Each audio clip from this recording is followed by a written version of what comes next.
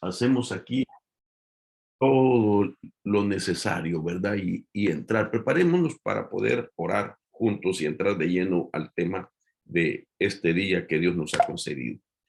Amén. Padre, en el nombre poderoso de Jesús, te damos gracias, Señor, por darnos este privilegio, Señor, de hablar de las cosas concernientes a tu reino, especialmente en esta área de la liberación, donde, Señor, hay mucha necesidad de conocer los principios que rigen en tu reino para la efectividad del ejercicio, Señor, de esos poderes que tú nos concedes por tu gracia y por tu misericordia. Señor, estamos acá necesitados de conocer más y más y estamos dispuestos a abrir todo nuestro corazón, nuestra mente. Señor, danos sabiduría, danos entendimiento. Te lo suplicamos en el nombre poderoso de Jesús, Señor. Abre nuestro entendimiento para que nada de lo que se hable se quede sin comprensión, Señor. Hoy nos sentamos como alrededor de una mesa para poder recibir, Señor, ese pan espiritual que saciará nuestro ser integral. Declaramos victoria en el nombre del Padre, del Hijo y del Espíritu Santo. Amén y amén. Bien, mis hermanos, pues ustedes notarán ya que estamos anunciando el título de la temática que vamos a abordar, la cual es liberación y destino de los espíritus inmundos y de los demonios, incluyendo también a los ángeles caídos. Quiero, pues, antes de avanzar, hacer un paréntesis y explicar, ¿verdad? Algunos deben de saber que están reunidas las dos promociones de la escuela. Está, pues, la primera promoción, que es la que se encuentra ya en el tercer nivel de enseñanza y que está recibiendo la clase número 19. Para los de segunda promoción, pues no les correspondería todavía esta clase. Sin embargo, les vamos a dar crédito de esta para cuando llegue el tiempo que les tocaría tenerla. Entonces, quizás ocupemos esa fecha para dejarles un espacio de tiempo para las preguntas que tengan hasta esa altura de las enseñanzas. ¿Por qué lo hicimos así? Porque hemos estado considerando que hemos retrasado bastante las secuelas, las dos promociones, debido, primeramente, quiero reconocer a la agenda apretada que he estado teniendo. Usted recordará que vimos también, pues que estuve personalmente de viaje, haciendo un viaje y atendiendo en un retiro de pastores y otras actividades, y eso, ¿verdad? Nos retrasó bastante y por eso estamos redimiendo el tiempo.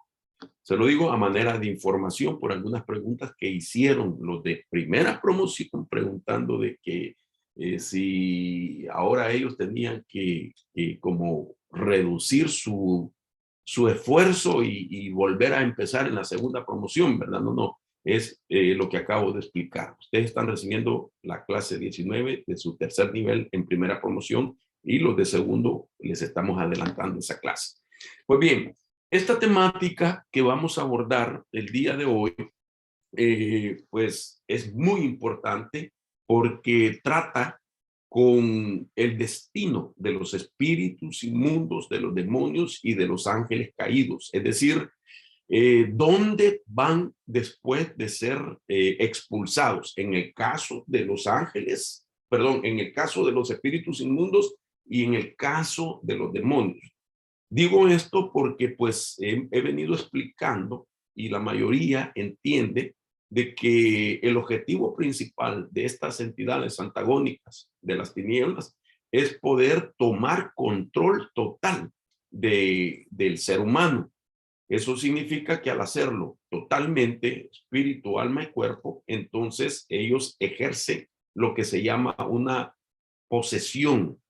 La posesión solo existe cuando se da en las tres partes de nuestro ser tripartito. Sin embargo, cuando nosotros venimos al Señor, ya que el Espíritu Santo también nos ha constituido templo y morada del Espíritu Santo, entonces ya no podría un espíritu inmundo y un demonio controlar a plenitud al ser humano o al creyente, porque pues ya hay una presencia del Espíritu Santo, ya no existe la posesión. Sin embargo, lo que sí puede existir en el cristiano es vivir bajo opresión de un espíritu inmundo o demonio, o llegar hasta el final, que sería una depresión de un espíritu inmundo o un demonio. Cuando hablo de depresión no me refiero a la enfermedad mental, sino que es un término que explica o da a entender que lo que comenzó con una opresión se desarrolló de tal manera que el proceso lo llevó hasta que ahora pudiera entrar al cuerpo o al alma, no al espíritu inmundo. Perdón, al espíritu humano, no al espíritu humano, pero sí puede entrar al cuerpo o puede entrar al alma. No puede entonces tomar control completo, porque ya hay una presencia del Espíritu Santo en el espíritu del hombre. Entonces, lo que quiero decir con esto, que en el creyente no existe más una posesión, pero sí puede existir lo que se llama estar endemoniado o estar bajo una opresión o una depresión de un espíritu inmundo. Entonces, obviamente, cuando se somete a una liberación, necesita que le expulsen esa entidad que entró por algún derecho que se le cedió, por algún derecho que se le otorgó, ya sea porque siendo creyente comete algún pecado, el Espíritu Santo lo redarguye, le da tiempo para arrepentirse y apartarse y no lo hace, insiste en el pecado, o bien sencillamente se aparta del pecado pero no lo confiesa. Al apartarse y no confesarlo, no se llega a la ecuación completa, que es alcanzar misericordia. Porque la ecuación de alcanzar misericordia está en la base de ese proceso. El que confiesa y se aparta, alcanza misericordia, pero solo se apartó, pero no lo confesó. Entonces no buscó ayuda para descontaminarse, para limpiarse, de tal manera que entonces cede ese derecho, y un espíritu en una corte celestial donde se tramitan todos los casos de las cosas que se están suscitando aquí en la tierra, entonces solicita una intervención en contra de aquella persona porque dice que tiene los argumentos para poder intervenir jurídicamente a través de una influencia de un espíritu o un demonio en aquella persona que cometió aquella falta delante de Dios. Entonces hay que expulsarlo, hay que buscar ayuda. Ahora, eso solo en el caso de espíritus inmundos y de demonios, porque un ángel, aunque sí puede entrar a un cuerpo, no es su finalidad, sino que un ángel, cuando afecta al ser humano, lo hace desde afuera. Es decir, a través de una opresión, a través de una influencia, a través de manipularlo en sus emociones, en su forma de pensar, lo que se conoce como el ejercicio de una cobertura de un ángel caído. Sin embargo, sí hay que romper también con el derecho que un ángel caído también argumenta en esa corte celestial, ¿verdad? Donde ya dije, se tramitan los casos. Entonces, este tema se vuelve interesante desde el punto de vista de los argumentos también que algunos presentan. Es decir, que dentro de la cristiandad existen escuelas, si lo puedo decir así, o doctrinas, según las denominaciones, ¿verdad?, que prevalecen. Y es que algunos dicen que no tenemos nosotros autoridad, menos solvencia, para sacar a un espíritu y decir, por lo menos, lo envío al abismo. Ellos dicen que no existe base bíblica para eso. Y creo que sería un error pensar de que en batallas de un bando contra otro, en este caso de dos reinos, el reino de la luz, el reino de las tinieblas, o bien pongamos el ejemplo cuando se trata de fuerzas de gobiernos de un país en otro país, cuando están en conflicto armado y que hay una guerra en ejercicio, que hayan capturas de uno o de otros bandos y que al tomarlos, digamos, se dejen libres. Eso es ilógico. En un conflicto armado, cuando se captura al enemigo, se pone bajo prisión para que haya un proceso legal hasta que se decida qué se va a hacer con ese prisionero en el plano terrenal. Ahora, una de las cosas que yo siempre manejo para entender lo terrenal sincronizado con lo espiritual es que todo lo físico, todo lo que es visible y todo lo que es tangible es precedido por lo espiritual y por lo invisible. Entonces, todo lo que es tangible, visible y físico es precedido por lo espiritual y lo invisible. De tal manera que esto no lo podemos nosotros negar, porque también, digamos, si lo que acabo de decir es considerado un argumento nada más propio, eh, tendrían razón, ¿verdad? Los que creen que no hay un lugar donde se les pueda enviar. Pero si yo pongo bases bíblicas para comprobar que sí se pueden enviar a algún lugar, entonces ahí dejaría la responsabilidad para aquellos que enseñan y profesan, pues, esa creencia de que lamentablemente están errados, porque a ningún espíritu se le saca de un cuerpo para dejarlo en el ámbito, en el ambiente, y que tenga otra vez la oportunidad, no solamente para volver de donde salió, porque está escrito en la Biblia, o para entrar en otras personas o mantenerse en la misma región. Entonces, a la luz de la palabra, vamos a ver nosotros algunas cosas interesantes. Pero antes quisiera hacer como una reseña también de las clases que hemos estado recibiendo, especialmente la primera promoción. Las últimas 3 clases que dimos fueron la clase 16, 17 y 18. La 16 se habló de la salida del alma en medio de una liberación. Y hoy más que nunca esto se vuelve necesario de mantenerlo en nuestras convicciones, porque lo estamos viendo nosotros. Recientemente, en unas liberaciones que se dieron en nuestra congregación, se experimentó también ese tipo, valga la redundancia, de experiencia. Y pues hubo necesidad de implementar lo que hemos enseñado respecto a qué hacer cuando el alma de una persona se sale en el momento de la liberación. La clase 17 nos correspondió hablar de las lenguas demoníacas. Ahí explicamos del engaño también que se puede dar en una liberación donde la persona que está siendo liberada, el espíritu que la tiene, empieza a hablar en otras lenguas para confundir a los que están dirigiendo la liberación, a manera de pensar que está hablando en lenguas que son dones del Espíritu Santo. Entonces, es una frontera bien tenue para poder identificar de dónde vienen las lenguas que está hablando. Y eso obviamente se requiere del don de discernimiento de espíritu, que es un don, es un regalo que Dios puede dar a los que se mueven en liberación, pero también el discernimiento que viene por el conocimiento y la sabiduría. Se puede alcanzar el discernimiento como don, o el discernimiento por el conocimiento y la sabiduría que se ha pues, incrementado en la persona. Y hablamos de las convulsiones o manifestaciones. En la clase 18 hablamos de las señales de las manos, para poder explicar la estrategia del reino de tinieblas que opera en lo que se llama, militarmente hablando, interdicción.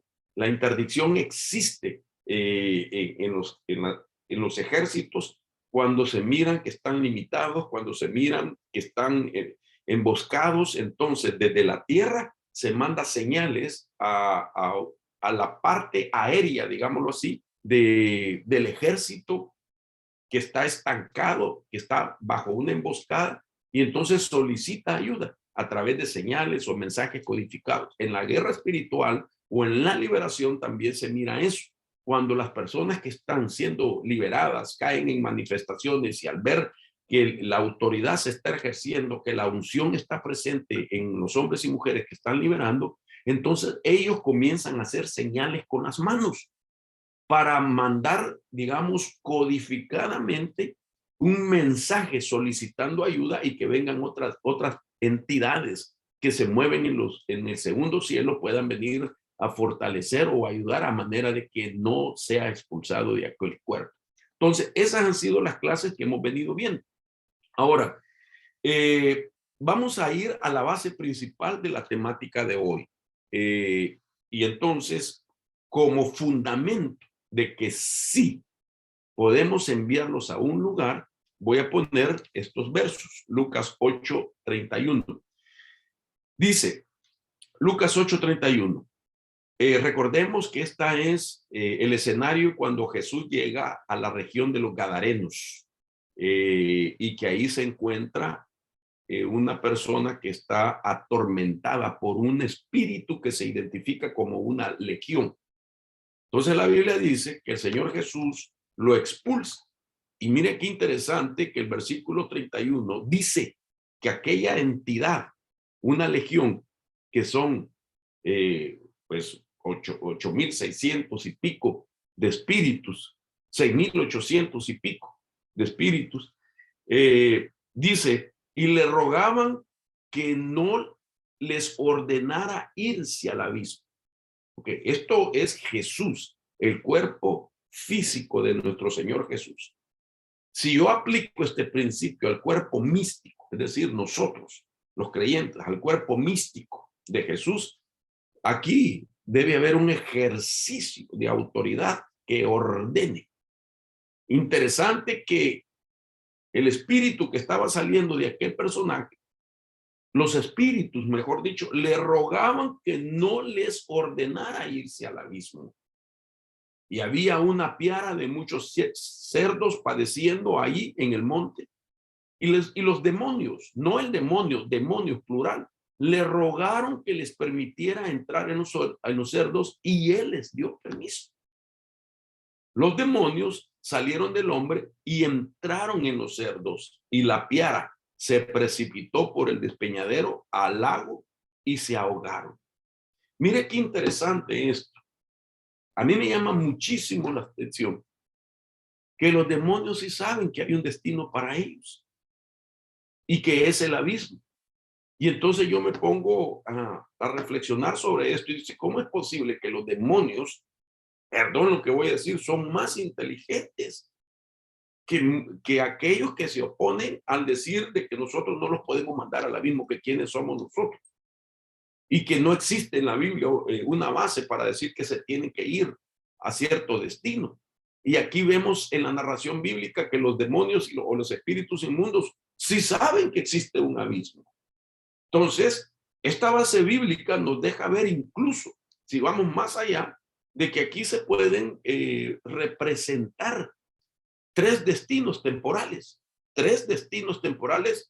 donde pueden ir los espíritus inmundos y demonios cuando son expulsados de un cuerpo. Y eso depende también de la solvencia y de la autoridad y del conocimiento que tiene el obrero o el ministro de liberación, de tal manera que él puede decidir a dónde enviarlos y Dios lo respalda. Es que eso es lo que me llama la atención. Estos tres destinos temporales están citados y dice ahí abismo, entrar en los cerdos o el lago, es decir, al agua.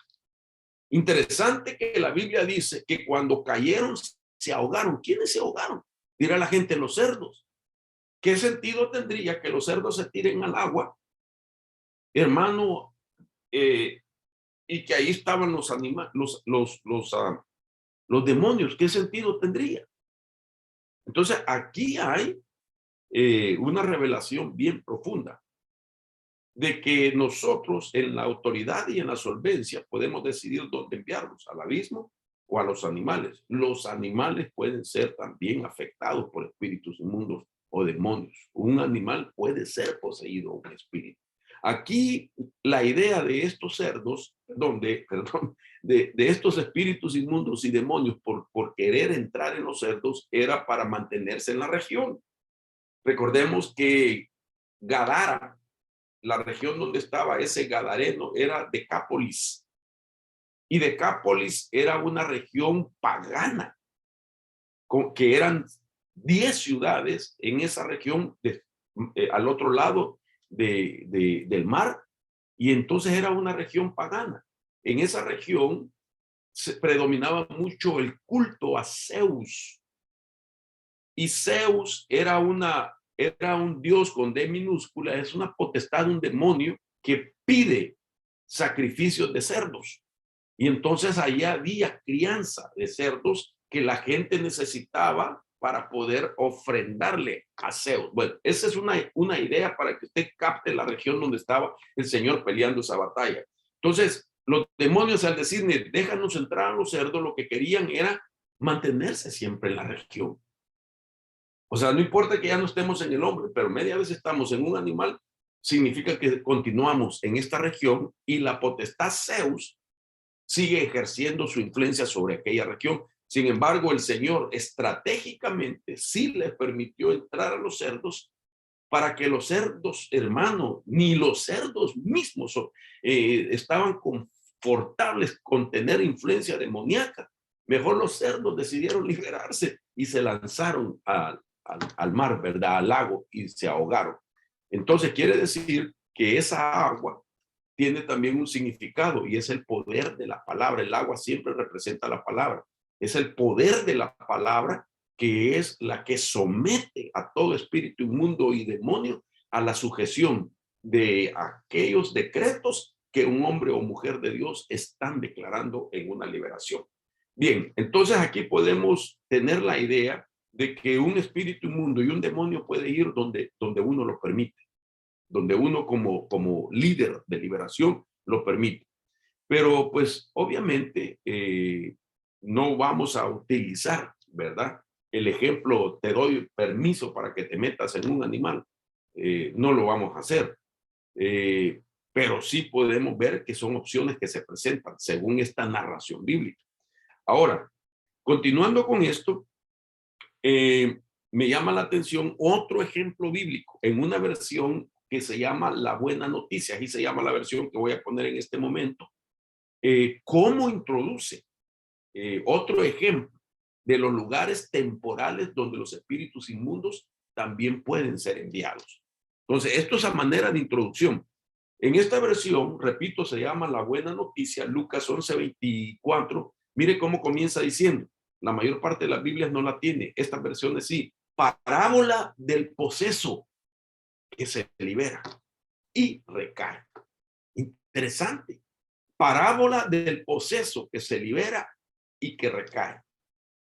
Está hablando de uno que está poniendo esta parábola según Lucas 11:24, según esta versión. Es una enseñanza parabólica.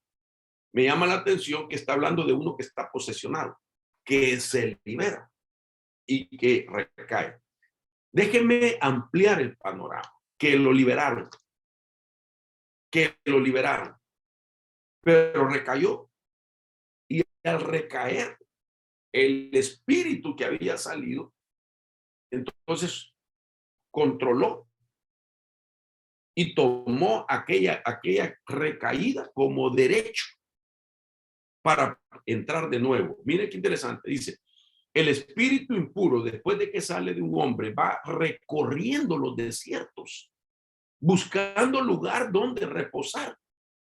Pero al no encontrarlo, se dice así: voy a volver a la casa de donde he salido. Esto me llama mucho la atención a mí, porque aquí está esta parábola dándonos a nosotros el ejemplo de por qué hay que mandarlos a un lugar de destino. Porque la idea dice parábola del poseso que se libera y que recae. Ok, pensemos en voz alta. Solo para tener la idea del problema de no destinarles una prisión, una cárcel, de que quien lo liberó, claro que aquí es una parábola, quien lo liberó no decidió dónde mandar los espíritus, de tal manera que lo dejó en el ambiente, y que el espíritu impuro, después de que sale de un hombre, va recorriendo los desiertos. Interesante esto, porque aquí vemos una semejanza de Azazel, que es un demonio hoy en día en el mundo de las tinieblas, pero que nace la doctrina de Azazel en en aquel macho cabrío que es al que se le transmiten los pecados del pueblo en el día de la expiación, y que luego un sacerdote tiene que llevarlo al desierto para que huya al desierto. Según la enseñanza rabínica, dice que ellos al enviarlo al desierto sabían que si no moría en el desierto podía regresar. Y al regresar significaba que traía todos los pecados y que toda aquella persona que tenía contacto con este macho cabrío llamado Azazel se volvía receptor de espíritus, vectores que estaban en la transferencia de los pecados del pueblo al macho cabrío llamado Azazel. Entonces, otras escuelas rabínicas enseñan que lo despeñaban a este macho cabrío, pero que nunca se daban cuenta si había muerto o no. Pero por esa razón se mantenía la idea si regresaba. Y a través de la historia, entonces, humana, bíblica, Azazel viene a tomar identidad como un demonio que viene del desierto y que trae los pecados para hacer recaer a la persona. Entonces, me llama la atención esto en Lucas 11:24, porque aquí podemos ver nosotros la razón por qué sí es necesario enviarlos a un destino. Y cuando hablo destino, obviamente es temporal, no es definitivo. Es decir, van al abismo o van a tal lugar, te ordeno que salgas y te echo fuera y te envío al abismo. Aunque es un lugar dimensional, es una cárcel espiritual. Son temporales, porque todo espíritu inmundo y todo demonio y ángel caído que es reprendido y los que son expulsados de los cuerpos, espíritu inmundo o demonio, tienen que pasar por un juicio final, de tal manera que nosotros lo que estamos haciendo es ponerlos en una prisión, porque el Señor nos ha autorizado para eso y tenemos la solvencia para eso. Entonces, al conocer esto, nos potencializamos con esa autoridad, porque en el ámbito de la guerra espiritual, le voy a dar un principio, para mí es de suma importancia, que en la guerra espiritual solamente se tiene autoridad cuando se conoce el principio. Si tú y yo conocemos los principios, vamos a ejercer la autoridad y el Señor nos respalda. Por eso la misma Biblia nos deja ver que a Satanás, que el Señor lo reprenda, se le identifica como el príncipe de las tinieblas. Y la palabra tinieblas no quiere decir únicamente ausencia de luz, sino que las palabras tinieblas quiere decir ignorancia. Entonces, él es el príncipe donde hay ignorancia, porque él sabe que el conocimiento de los principios que se ejercen en la guerra espiritual le da autoridad al que los está implementando, porque en la guerra espiritual se tiene autoridad si tú conoces. Entonces, a mí me conviene conocer que yo puedo enviarlos a un lugar y que ese lugar es temporal y que vendrá el tiempo donde serán juzgados definitivamente, y eso sí ya le corresponde a nuestro Dios. Pero ahora nosotros podemos tener esa autoridad. Imagínense que Pablo escribe a los Corintios: ¿o acaso no sabéis que vosotros juzgaréis ángeles? Y entonces, ¿cuándo? En el momento que lo discernimos, podemos juzgar la operación que un ángel caído está haciendo. Y si la palabra que dice, que la voy a poner en un momento, que nosotros podemos tener el don de discernimiento de espíritus, el discernimiento de espíritus no es solamente ya lo descubrí, es un ángel caído, sino, ¿y ahora qué? Es un ángel caído, ¿y qué vamos a hacer? Entonces es donde entra el significado completo de la palabra discernimiento, es descubrirlo para juzgarlo.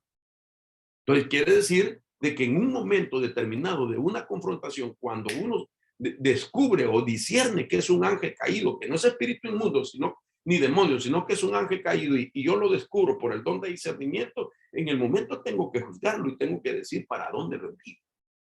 Entonces eso lo vamos a ver. Bien, entonces, hoy vamos a entrar entonces ya de lleno a esta faceta que es cárceles espirituales temporales de espíritus inmundos, demonios y ángeles caídos. Entonces, ya dije, referencias de la existencia de cárceles espirituales tenemos bastante.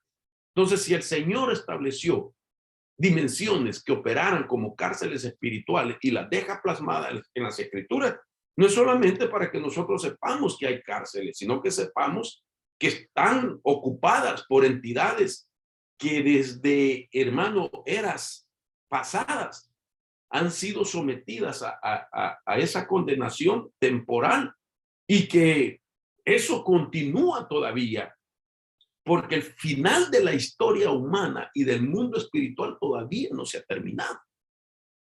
Esto va a tener su conclusión de la libertad, si puedo usar esa palabra, que ahora ejercen los espíritus inmundos y demonios para moverse en los ámbitos, en los aires.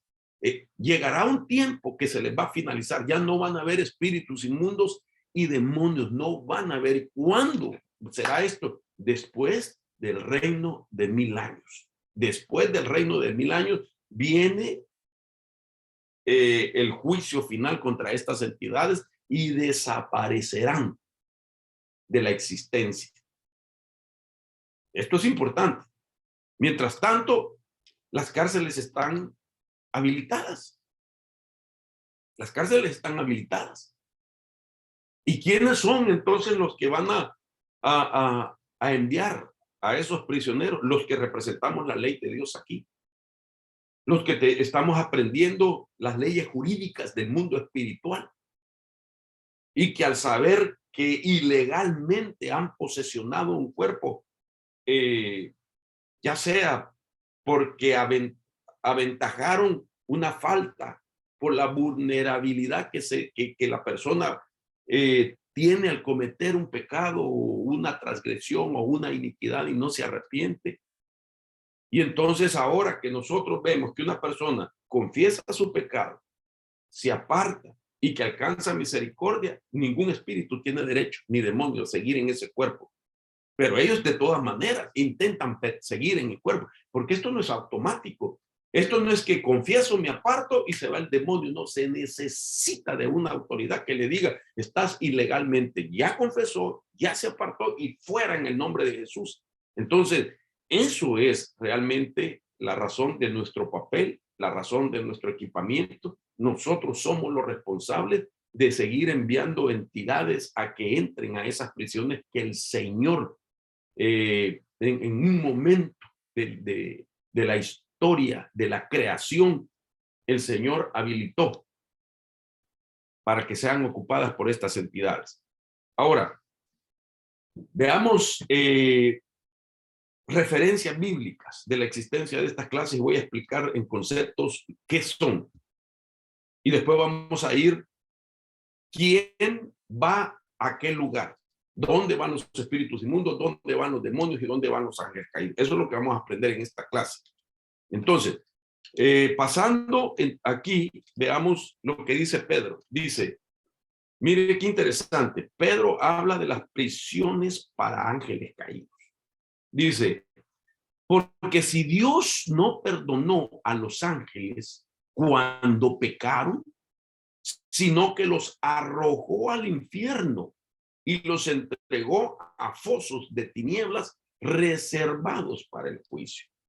Si usted baja su miradita y mira la otra versión, que es la Biblia textual, versión 2 o edición 2, dice, pues si Dios no perdonó a los ángeles que pecaron, sino arrojándolos al tártaro, los entregó a cadenas de oscuridad reservadas hasta el juicio.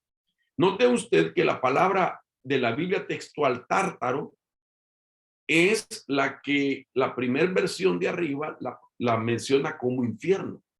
Entonces nosotros muchas veces cuando hablamos del infierno como que generalizamos una sola dimensión y realmente hay recámaras en el inframundo y cada recámara o nivel de ese inframundo tiene su propio nombre. Es decir, como digamos aquí en Estados Unidos hay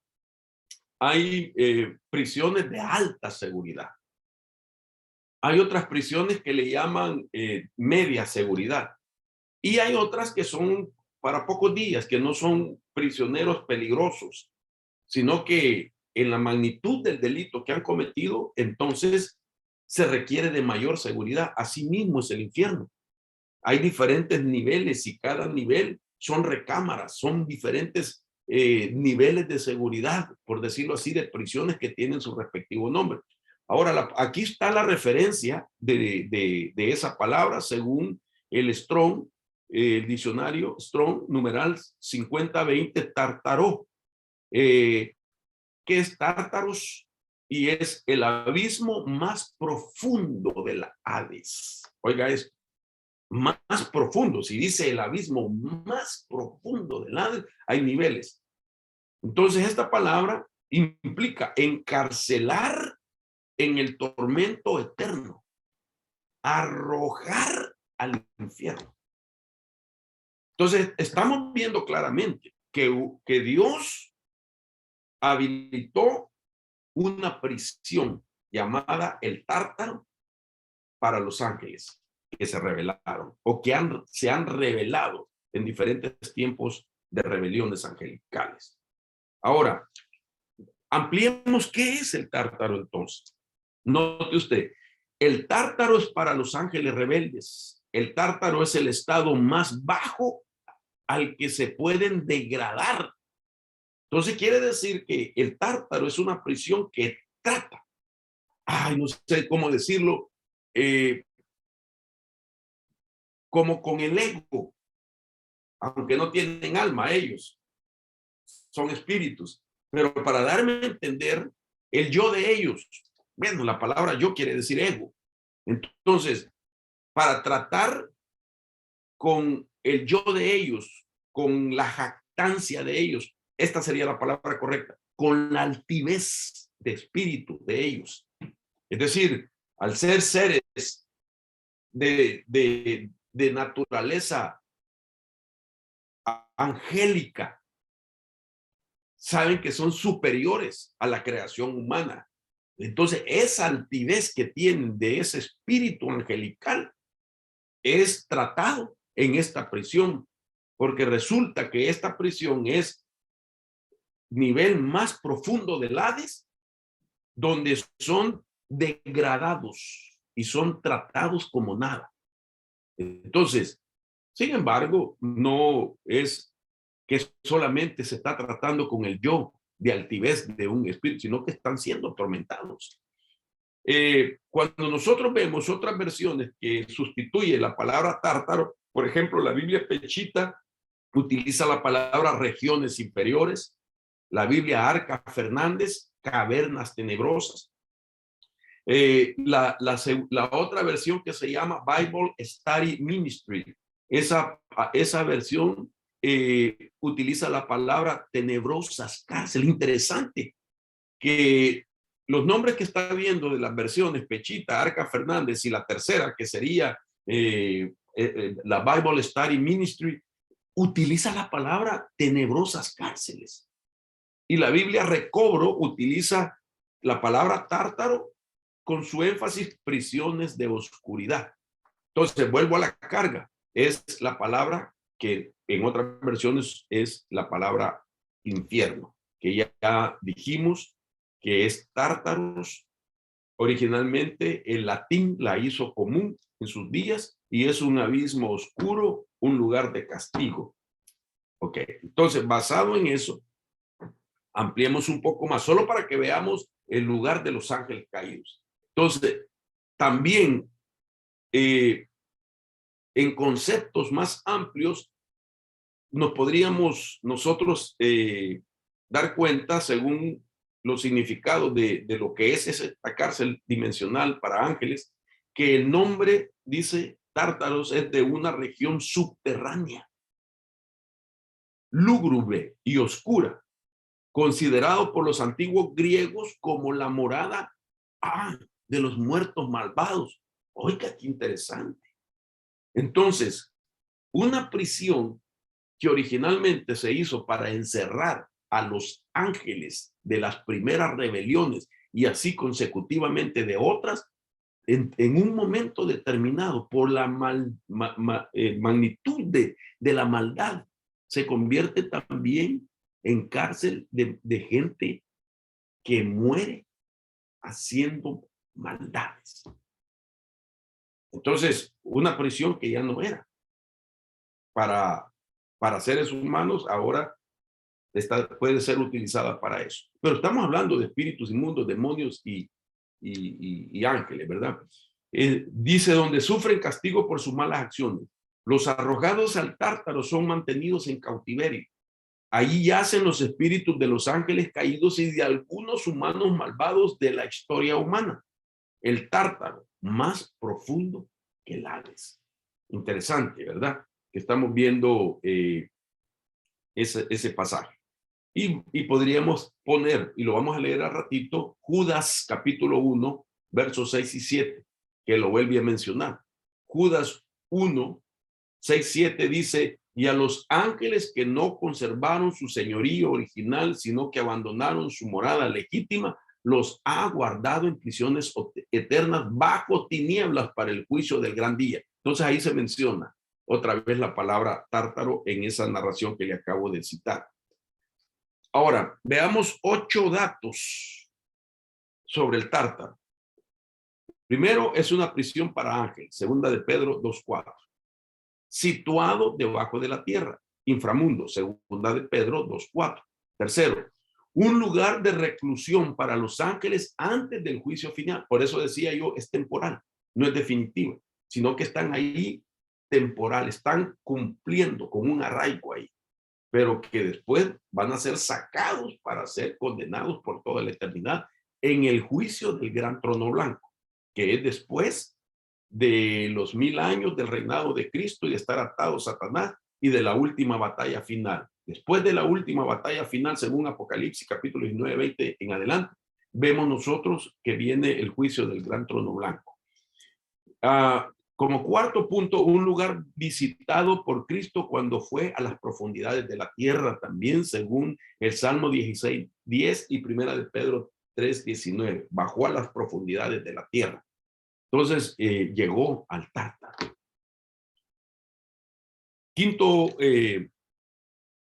Quinta información acerca de las 8 cosas del tártaro. Un lugar de oscuridad, según Judas 6, 7. Un lugar de fuego eterno, según Judas 1:7, un lugar de castigo, según Judas 1:7. Ahora mire el inciso 8. La palabra tártaro se usa solo aquí, en estos pasajes que acabamos de citar. Pero en los escritos griegos se consideraba que el tártaro era un lugar en la tierra más bajo que el Hades, es decir, el infierno, donde estaban, imagínense qué interesante, los titanes, las deidades primigenias o los gigantes que se suponían que eran los primeros hijos de la tierra, los gengenes. Esa palabra gengenes la utiliza la Septuaginta cuando se habla de Génesis capítulo 6, la que nuestras versiones traducen los Nephilim. La palabra gengenes es del latín, que quiere decir nacido de la tierra. Y es interesante porque estos gigantes fueron el resultado de la unión de dos naturalezas diferentes, naturaleza humana con naturaleza divina. Los hijos de Dios, los Bana Elohim, se unieron a las hijas de los hombres y de ese cohabitar nació una raza híbrida. Entonces, la Septuaginta le llaman los gegenes, que quiere decir los nacidos de la tierra. E incluso, dice, más antiguos que los dioses griegos que fueron aprisionados cuando perdieron la batalla contra Zeus.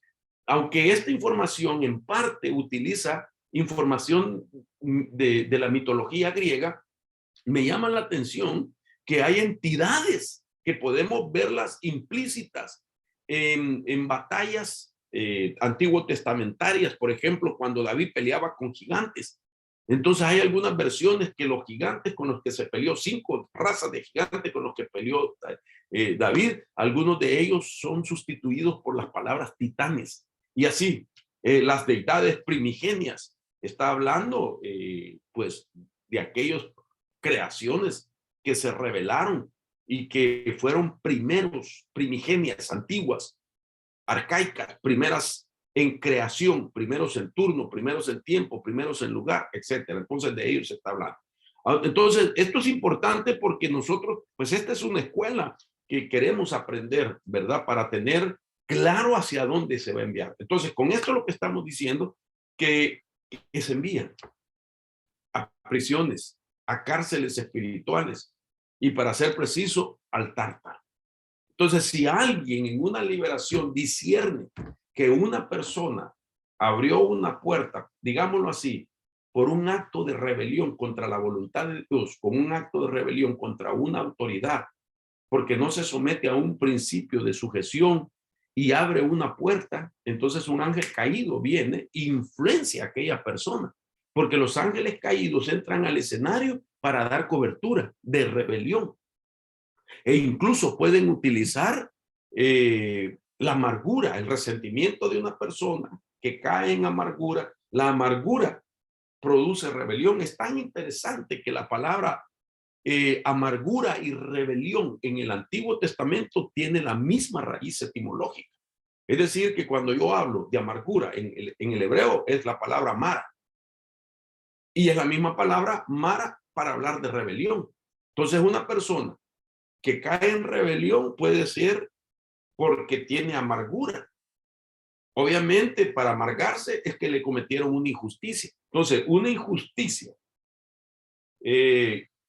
produce resentimiento. El resentimiento evoluciona y lleva a una amargura. Y cuando hay amargura es cuando un ángel caído viene y entonces pone su cobertura de ángel caído, lo influencia con rebelión.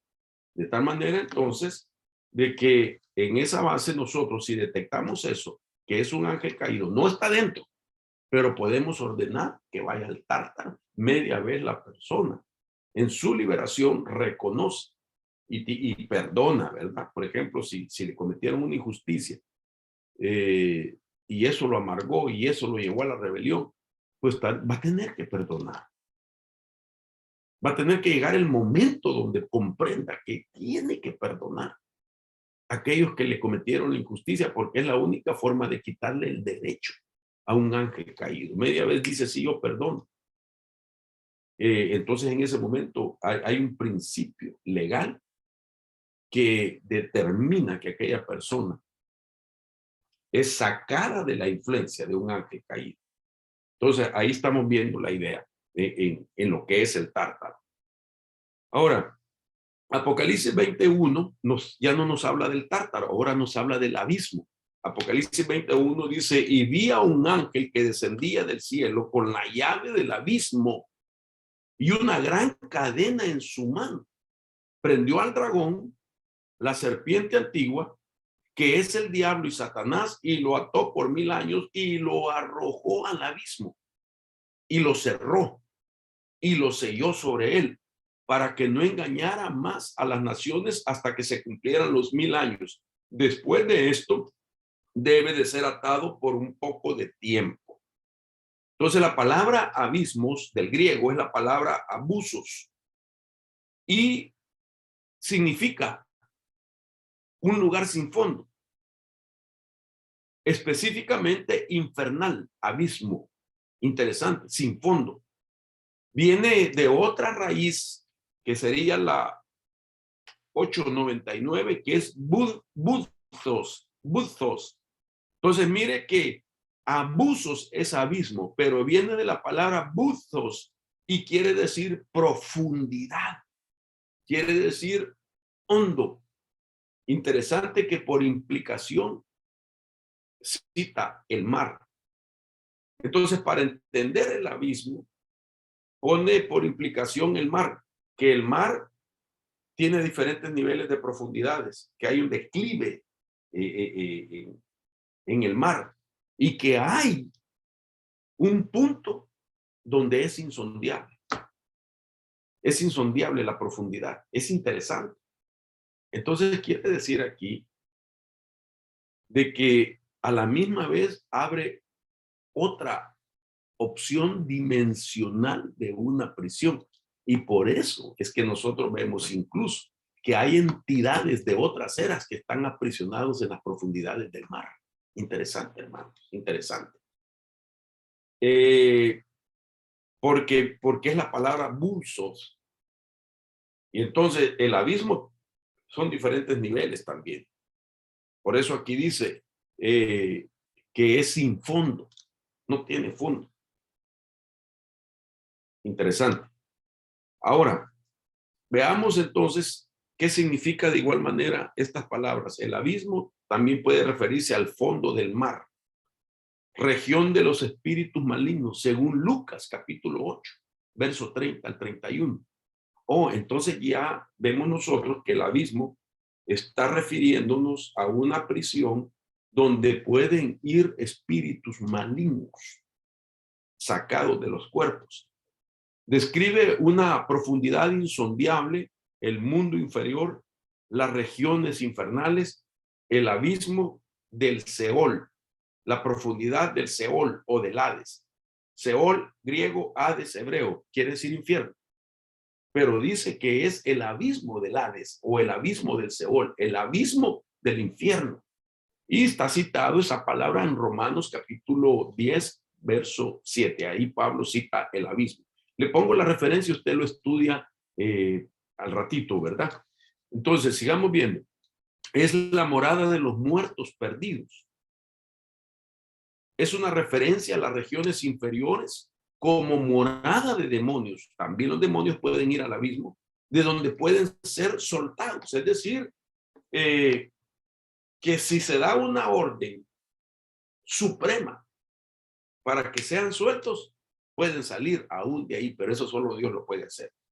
Usted y yo no podemos hacerlo. Lo que sí podemos hacer es sentenciarlos, enviarlos al abismo, pero Dios sí puede hacerlo. Y la Biblia nos deja ver esto en Apocalipsis capítulo 9, solamente como referencia, donde sale Apolión del pozo del abismo. Y salen langostas, dice. Salen espíritus inmundos en forma de langosta. Y del fondo del pozo del abismo sale Apolión, que es Abadón. Entonces quiere decir, estaba prisionero. Pero en los días de la tribulación o de la gran tribulación, de arriba, el Supremo le va a dar orden que salga. Ok, ese es otro tema. Y aquí vemos algunos pasajes bíblicos de este lugar. Apocalipsis 11:7, Apocalipsis 17:8. Se halla en 7 pasajes de Apocalipsis 9, del 1 al 2, Apocalipsis 9:11, Apocalipsis 11:7, Apocalipsis 17:8, Apocalipsis 20:1 y Apocalipsis 20:3. Y en los evangelios aparece en Lucas en el capítulo 8, verso 31. Entonces ya estamos viendo por lo menos la idea de que el mar en el fondo del mar puede haber una prisión. En la dimensión abismo puede haber una prisión. En el Hades o en el Seol puede haber prisiones. Mire todo lo que estamos viendo. Y en el Tártaro puede haber prisión. Entonces estamos hablando Tártaro, Seol o Hades es lo mismo, abismos y el fondo del mar. Por lo menos estamos viendo esos 4 lugares que son de carácter temporal. Enviarlos ahí no es definitivamente, es solamente temporal, porque cuando venga el gran juicio final del gran trono blanco, entonces ellos son sentenciados para siempre, pero entonces hay otra prisión para eso. Esta otra prisión la podemos ver en Apocalipsis capítulo 19, verso 20, pero es definitiva. Y la bestia fue apresada, y con ella el falso profeta que hacía señales en su presencia, con las cuales se engañaba a los que habían recibido la marca de la bestia y a los que adoraban su imagen. Los 2 fueron arrojados vivos al lago de fuego que arde con azufre. Interesante, porque aquí estamos viendo ya la sentencia final. De tal manera que el lago de fuego que arde con azufre es un lugar definitivo. donde estarán en tormento por la eternidad todas las entidades rebeldes, antagónicas de las tinieblas, y nunca saldrán de ahí. Media vez son confinados a esta prisión, a esta cárcel espiritual, ya va a ser definitivo, y lo que significa a su vez que a partir de ese momento se inaugura la eternidad. Se inaugura la eternidad donde ya no van a haber más demonios, más espíritus inmundos, más ángeles caídos, no va a haber espíritu de enfermedad, no va a haber espíritu de pobreza, no va a haber espíritu de adulterio, no va a haber espíritu de ninguna clase, porque el reino de las tinieblas dejó de ser, prevaleciendo solo el reino de la luz y retomándose el programa original que comenzó en Génesis capítulo 1 y Génesis capítulo 2, que es una tierra con un Edén sobre toda su redondez. Entonces, esto es importante que lo vayamos entendiendo, porque aquí es donde nosotros estamos viendo que sí existen cárceles espirituales. Y si existen cárceles espirituales, alguien las tiene que usar, digamos. Alguien las tiene que usar. Y si alguien las usa, espíritus inmundos y demonios, alguien los tiene que enviar. Y si alguien los tiene que enviar, tiene que tener una autoridad y una solvencia en la base de un equipamiento que ha recibido. Entonces, ¿quiénes son? Si no somos nosotros los creyentes, porque la iglesia, siempre lo digo así, es el único organismo legalmente instituido por Dios para poder neutralizar todos los efectos de maldad aquí en la tierra. Nadie más tiene esa autorización de parte del reino de Dios para que pueda neutralizar los efectos del mal, sino solamente nosotros, los que estamos integrados a la iglesia. Base bíblica, Jesús le habló al apóstol Pedro, pero eso es en la base de la iglesia, diciéndole: las puertas del Hades no prevalecerán contra la iglesia. Oiga esto: todo lo que tú ates aquí, hacerlo cautivo, prisionero. Todo lo que tú ates en la tierra será atado en los cielos. El cielo te respalda. Todo lo que desates aquí, a los que liberamos, será desatado en los cielos. El cielo respalda. Entonces nosotros tenemos esa autorización por ser iglesia. Las puertas del Hades no prevalecerán contra mi iglesia. Y es la autorización de atar y desatar. Claro, atamos al hombre fuerte de una ciudad, atamos principados, atamos autoridades, atamos gobernadores, atamos huestes, los atamos, los aprendimos, los hicimos prisioneros, pero no los dejamos en el ámbito, sino que los enviamos a una cárcel. Todo aquel que es capturado, que es esposado, que es encadenado, es mientras es movilizado para que ocupe una prisión donde debe de estar recluido. Ese es el proceso. Esa es la realidad de ese proceso en guerra espiritual. Ahora, veamos también que esa misma palabra que estamos leyendo de Apocalipsis 19:20 también es mencionada por nuestro Señor Jesús. Mateo 25:41 dice: entonces dirá también a los que estarán a la izquierda: apartaos de mí. Es dura esta escritura. Dice: apartados de mí, malditos, al fuego eterno. Interesante, preparado para el diablo y para sus ángeles. Imagínense que el lago de fuego y azufre no fue hecho para el ser humano, sino que era para confinar entidades de alta jerarquía y los que iban a venir después del juicio final. Sin embargo, el ser humano, bajo la influencia de estas potestades, inconsciente o conscientemente desarrolla una agenda del reino de las tinieblas, y entonces su maldad lo hace también ser parte de esta cárcel o prisión dimensional para la parte no física, donde serán sentenciados por la eternidad. Entonces fue preparado para el diablo, pero algunos humanos irán ahí. Apocalipsis 20:15 nos lo dice. Y el que no fue hallado escrito en el libro de la vida fue lanzado en el lago de fuego, el mismo que decíamos Apocalipsis, y azufre. Entonces ahí podemos ver prisiones de eternidad. Ahora, para hacer como un resumen, entonces por definición las cárceles temporales son el mar, el fondo, el abismo, el tártaro, el Hades o el Seol. Estas son cárceles temporales. Estas son las prisiones que existen el día de hoy donde un obrero, un ministro de liberación puede ordenar para ir. Entonces sí tenemos bases bíblicas, hermano. Entonces, ¿cómo es posible que la gente argumente que no hay un lugar? Entonces, ¿qué? ¿Los dejamos afuera? Así como Lucas capítulo 11 narraba que al quedarse afuera fue a lugares desérticos en busca de reposo y al no encontrarlo dijo, volveré de la casa de donde salí, y al encontrarla barrida, arreglada, pero vacía, va y toma otros 7 peores y entrándose en él, dice la Biblia, su lugar postrero viene a ser peor que el primero.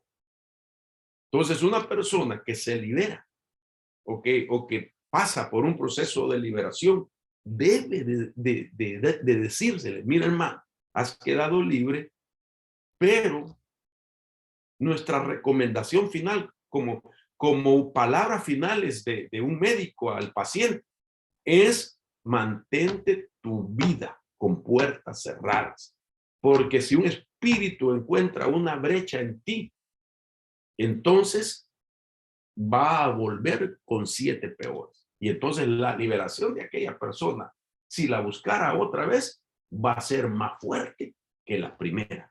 Porque entonces ahora ya no solamente está al que sacaron, sino que ahora está con 7 más. Y peores, dice la Biblia.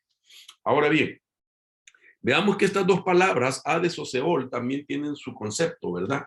Por ejemplo, nombrado Hades también es nombrado Plutón.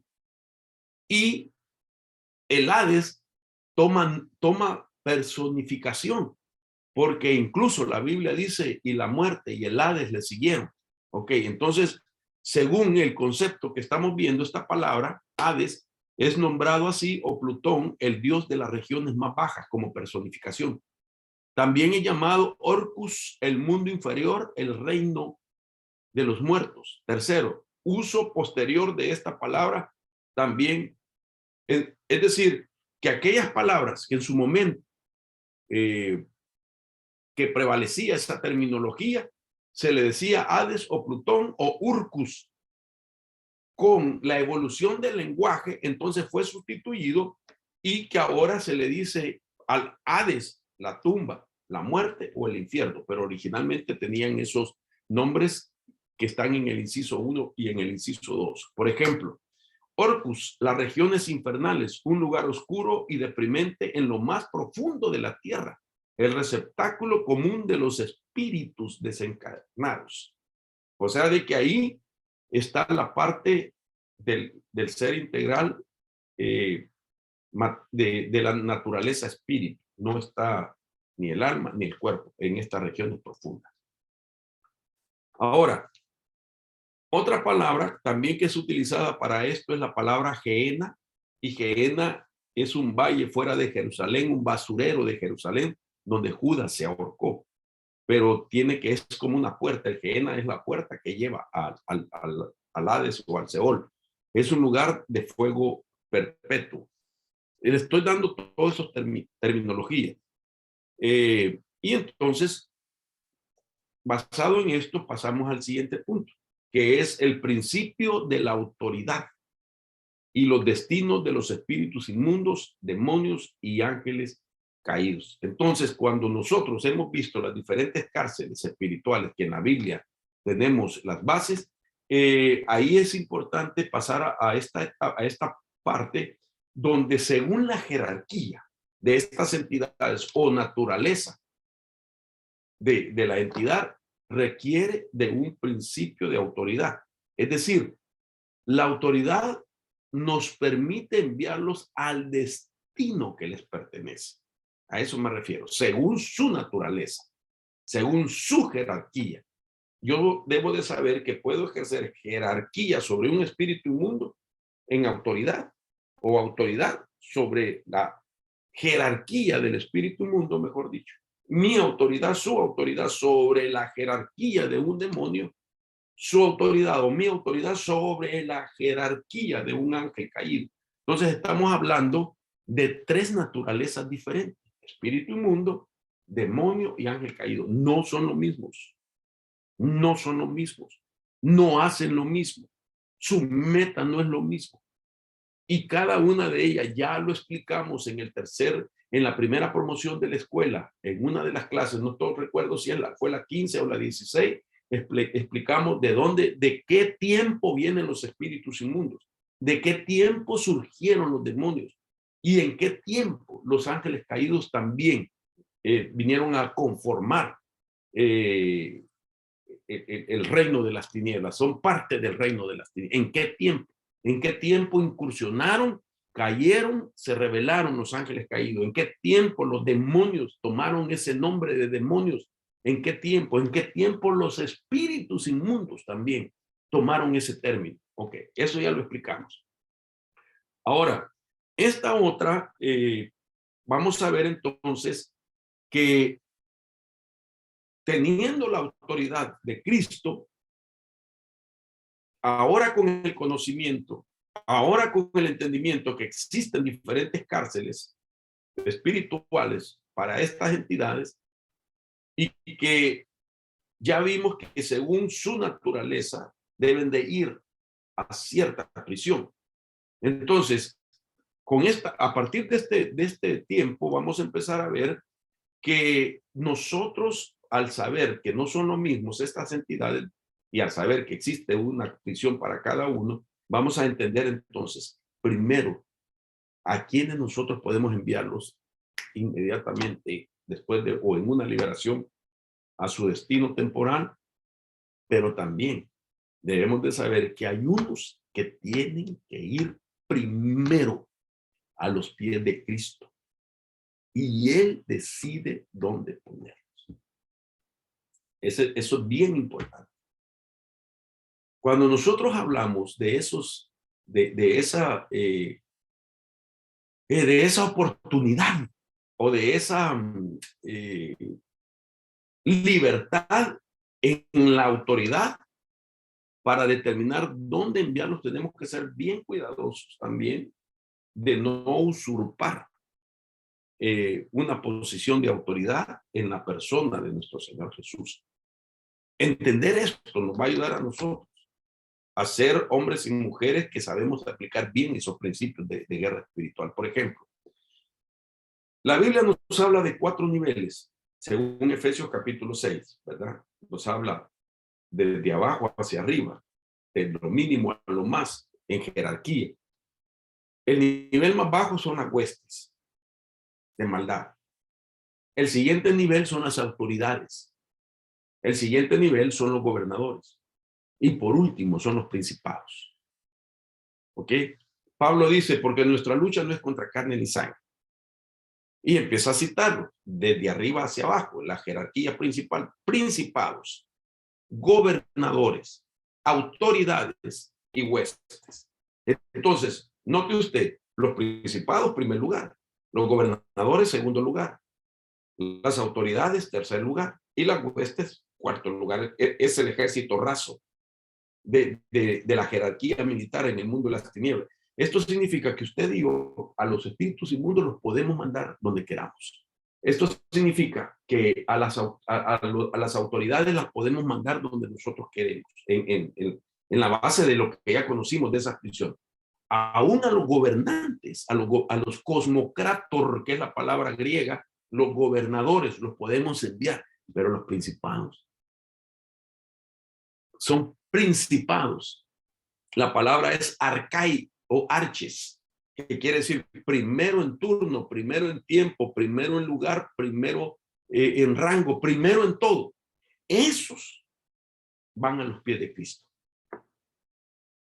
Porque la promesa que le dieron al Señor es que todo principado tiene que ir a los pies de Cristo y Él decide en su en su más alta autoridad, en la máxima autoridad, él decide dónde ponerlo, no nosotros, al principado.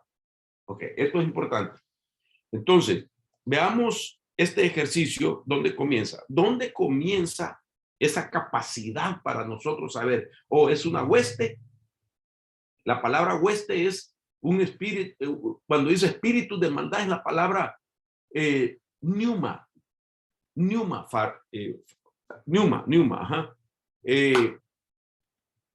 Cuando discernimos que es una autoridad, es la palabra exousia. Cuando discernimos que es un gobernador, es la palabra cosmocrator. Entonces ahí yo decido dónde poner. Pero ¿en qué base? Es que yo puedo decidir según los tres niveles, dejando aparte el principado. ¿En qué base? En la base de que los he discernido. Para poder decir, no, ellos iban aquí, no, él es un principado, él tiene que ir a los pies de Cristo. Entonces necesitamos el discernimiento para no cometer esos errores espirituales de principios, porque eso puede determinar o no que un espíritu se dé cuenta que lo está confrontando a alguien que no conoce de los principios, y al saber que no conoce de los principios sabe que no se va a ir nunca de esa persona, y puede incluso someter a la persona a tormentos más profundos por decir ponerse en las manos de un hombre o mujer que no sabe lo que está haciendo.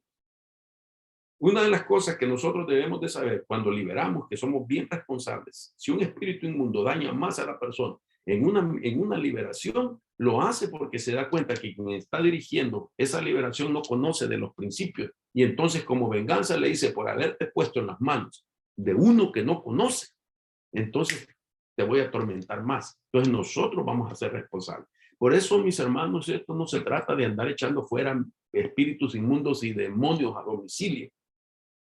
No se trata de decir, he hecho fuera 2 demonios por el precio de uno, que tú andes buscando el diablo para pelear. El obrero, el ministro de liberación, serio, responsable y equipado, no anda buscando al diablo para pelear, sino que sí está en la disposición, sí tiene esa capacidad y esa disposición.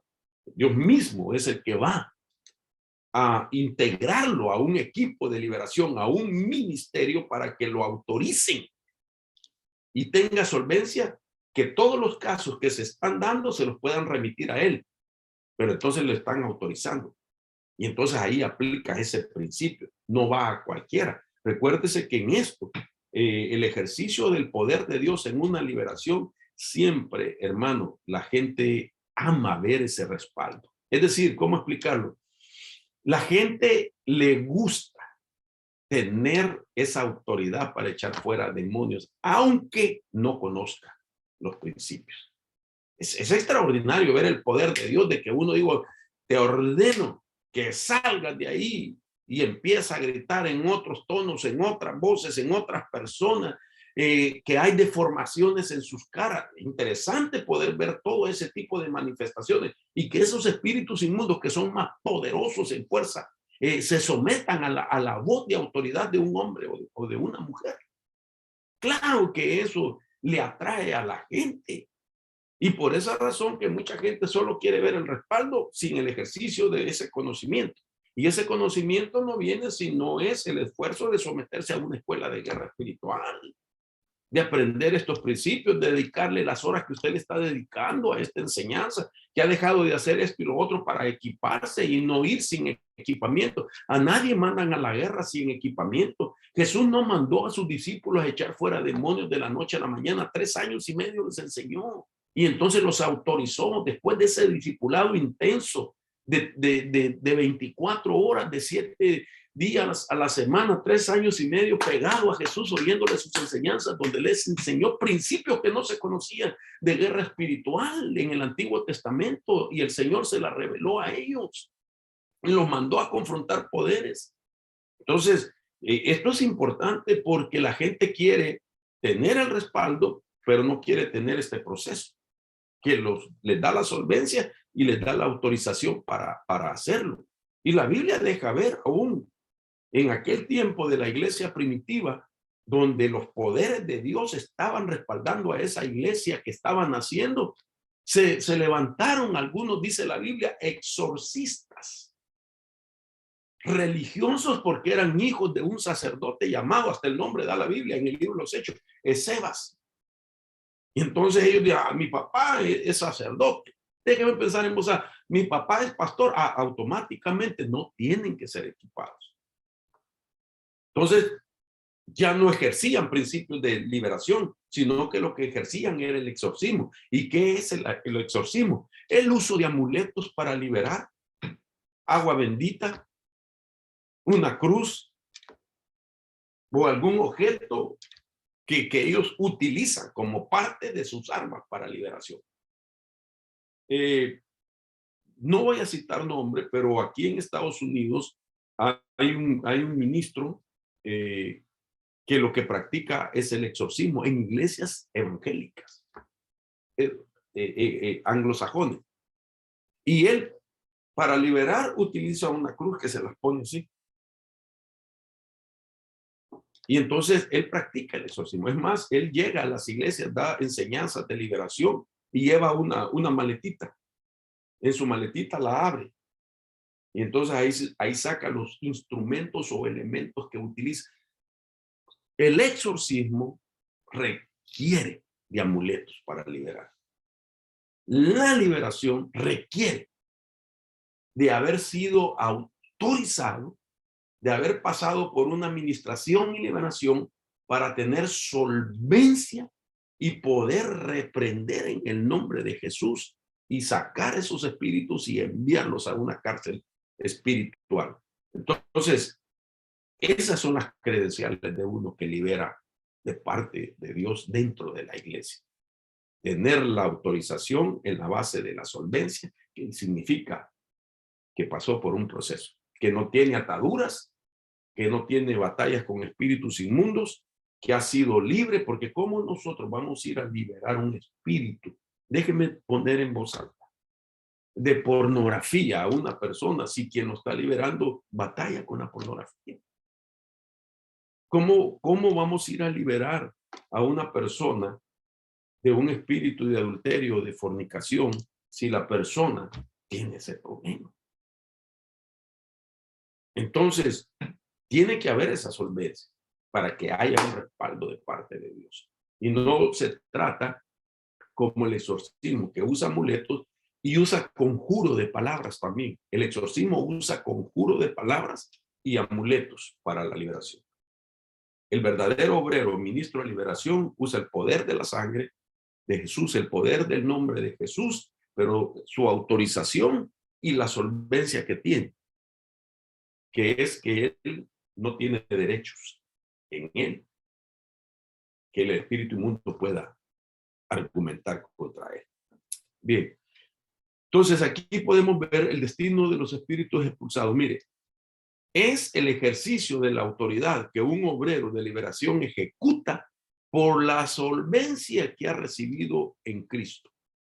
La palabra que define ese ejercicio de autoridad y de solvencia es la palabra diacrisis. Viene de diacrino, y esta palabra diacrino significa ser capaz de descubrir la diferencia. También significa separar minuciosamente cuando se descubrió la diferencia. Entonces, oiga esto.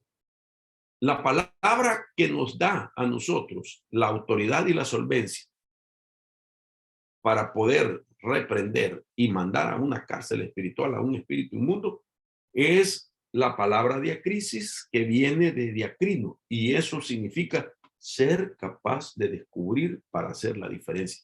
¿Cómo se llama eso? Y ya se lo había dicho al principio. Se llama discernimiento. El discernimiento no es únicamente descubrir quiénes son, sino tener la solvencia para juzgarlos. Entonces, mire, la palabra discernimiento del griego es diacrisis, que quiere decir examen judicial o valorar judicialmente. Segundo, como convertirse en un juez. y juzgar o examinar de manera precisa de lo que está ocurriendo en la corte celestial. Y tercero, ver qué derecho tiene ese ladrón para entrar y robar. Entonces, esto se da en lo que el apóstol Pablo dice, don de discernimiento de espíritu. La palabra de discernimiento es la palabra diacrisis, que en su primer lugar es descubro quiénes son, marco la diferencia. No, este es de las tinieblas, este no es de la luz. Y entonces ahora viene la segunda faceta de la palabra diacrisis, que es juzgar como un juez. Ese juzgar quiere decir sentenciarlos, llevarlos a juicio. Aunque sea temporal, los estamos llevando a juicio. Entonces aquí viene la palabra ya con su base bíblica. Diacrisis, distinguiendo, discerniendo y juzgando. Este es el ciclo de diacrisis que nos da autoridad y solvencia. Distinguiendo, discerniendo y juzgando. En la versión amplificada, 1 Corintios 12:10, en esta parte dice, a otro, es decir, le dan, a otro le dieron la habilidad de discernir y distinguir entre las pronunciaciones verdaderas, los espíritus y falsos. Así dice la Biblia amplificada. Que el que recibe ese don le han dado la habilidad para discernirlos y distinguirlos entre las pronunciaciones verdaderas, las manifestaciones verdaderas, los espíritus y falsos. Tener esa capacidad es como que una visión con ojos espirituales. Es como tener rayos X y poder detectar lo que está detrás de, ¿verdad? Lo que está en el ámbito, que solo se puede ver con ojos espirituales. Entonces, en la versión, nuevamente, 1 Corintios 12:10, a otro discernimiento de espíritu, repito, quiero ampliar bien esto, es la palabra diacrisis. Discernir, distinción y juzgar. Número 2, descubrirlos haciendo la distinción entre los de Dios y las tinieblas y juzgarlos. Tercero, distinguirlos para una disputa. Discernir, otra vez, de diacrisis, es una opinión judicial. Eso quiere decir diacrisis, una opinión judicial que implica contender, opinión, oponer.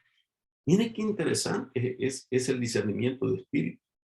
Es imposible separarlo de distinguirlos al juicio que debe de llevar. Si es algo que Dios da, una capacidad para ver, distinguir, no se puede separar lo que va implícito en el discernimiento, en el diacrisis. Es descúbrelos para juzgarlos. Volvemos al punto. Entonces, ¿quiénes son los que pueden mandar los espíritus inmundos y demonios y ángeles caídos a lugares? Los que tienen el discernimiento y tienen la autorización para juzgarlos, sentenciarlos, fuera al abismo, fuera a las profundidades de los océanos, fuera al tártaro en el nombre de Jesús, etc. Entonces, ¿por qué? Porque ya los distinguí.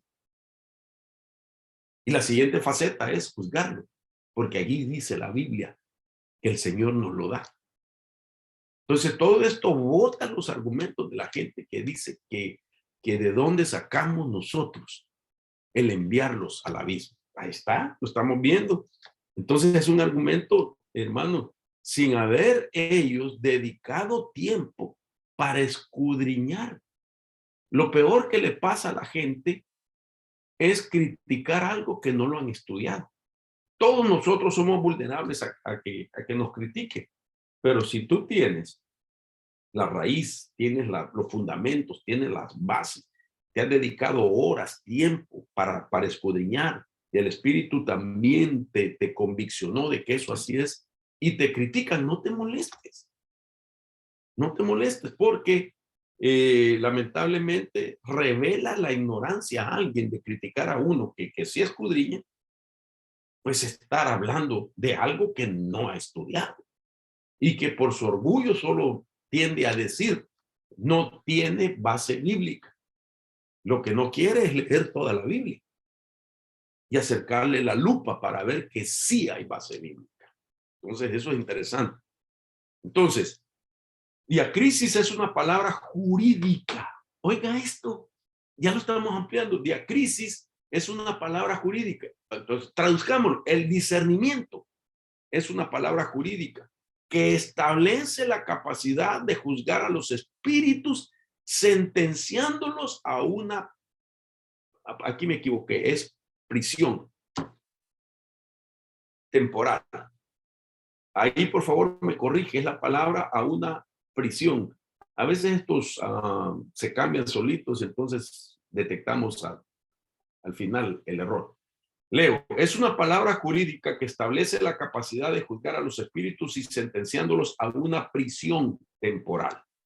Esa es la palabra correcta. Ok. Ahora entonces veamos aquí que al discernirlos podemos ver no solamente que son de las tinieblas, sino cuál es su naturaleza, sea espíritu, demonio o ángel. Entonces, dependiendo lo que discernamos, entonces así podemos ponerlo en la cárcel que le corresponde. Veamos esta base. Aquí vamos a hablar primero de los espíritus inmundos o espíritus genéricos. Ya a esta altura, la primera promoción sabe a qué me refiero cuando hablo de espíritus genéricos. Entonces, ¿qué quiere decir espíritus genéricos? No tienen nombre propio y se les llama según la influencia con la que contaminan, es decir, espíritu de enfermedad, espíritu de temor. Lo genérico es eso, lo que hace. No tiene nombre propio. El espíritu de enfermedad no tiene nombre propio, es de enfermedad. Define lo que hace ese espíritu. Y así sucesivamente. Entonces, estos vienen a ser los espíritus inmundos. Espíritus inmundos. Al ser expulsados, van a lugares intermedios como el abismo y o Babilonia cósmica para esperar el juicio final. De esto tengo base también. Lucas 8:31, y le rogaban que no los mandara irse al abismo. Entonces aquí vemos que a los espíritus los podemos mandar al abismo. Veamos los demonios. Son identificados por rango. Un ejemplo es Legión, que salió del Gadareno. También son identificados por nombres de dioses mitológicos como Esculapio o Asclepio. Y al ser expulsados pueden ser enviados también al abismo y o Babilonia cósmica temporalmente y esperar el juicio final. Un espíritu inmundo puede ser enviado al abismo o a una guarida. ¿Okay? Pero típicamente hablando, nosotros decidimos enviarlo al abismo, porque a una guarida es darle permiso para que se esconda.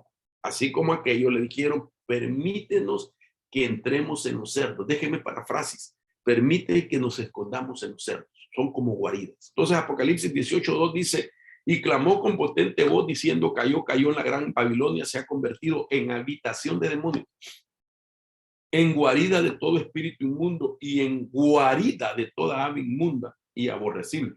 Mire qué interesante, de que hay una diferencia en habitación y hay una diferencia en guarida, pero es la misma dimensión, Babilonia, cósmica. Entonces, ¿qué significa habitación? Bueno, que se les provee un hábitat para que estén ahí. Pero ¿qué significa guarida? Es diferente. Es diferente.